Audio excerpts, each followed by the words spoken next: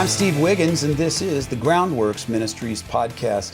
Today we're reading from the book of Deuteronomy, chapter 34. Let's focus on verses 1 through 4.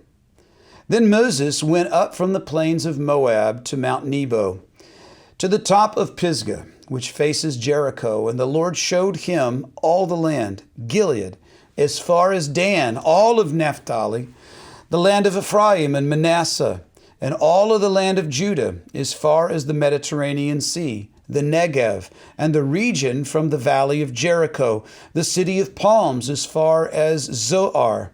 And the Lord said to him, "This is the land I promised Abraham, Isaac, and Jacob, and I will give it to your descendants. I have let you see it with your own eyes, but you will not cross it." Deuteronomy chapter 34, verses 1 through 4. You know, Deuteronomy 34 is the last chapter in the Torah of Moses. It ends with the death of Moses. And just prior to Moses' death, the Lord led him up to the top of Mount Pisgah on Mount Nebo. And from there, the Lord enabled Moses to see the promised land in its entirety. And when I first read this passage as a young believer, I thought God was maybe being a little cruel to him. Hey, you want this? Well, you can't have it.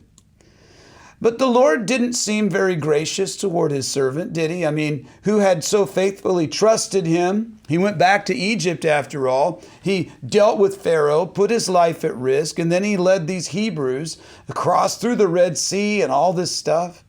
Moses wasn't perfect, but it just kind of felt that God was dangling an ever elusive carrot just one last time before he died.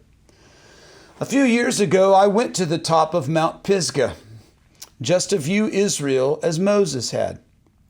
And to my surprise, you can hardly see the land at all. It was then that I realized God had given Moses an extraordinary gift that day. He had enabled Moses to see prophetically. Now add the fact that Israel never fully conquered the land, and God's grace to Moses is even more profound. Moses is the only person to have seen the promised land inhabited by Israel in its entirety. Now, faith is the evidence of things unseen. So at the end of his faithful life, Moses was allowed to view the object of his faith journey. And for Moses, it was enough. He could pass, knowing that his work was not in vain. Moses' success would come at the hands of his successor, Joshua. Now for us, here we are at the end of the Torah of Moses. Well, this should act as a reminder that life is not about building our earthly kingdoms. We should be focused on the heavenly one.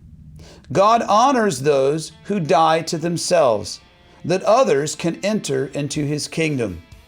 There's only one thing better than seeing the promised land just before you die, and that's entering God's eternal presence immediately afterward.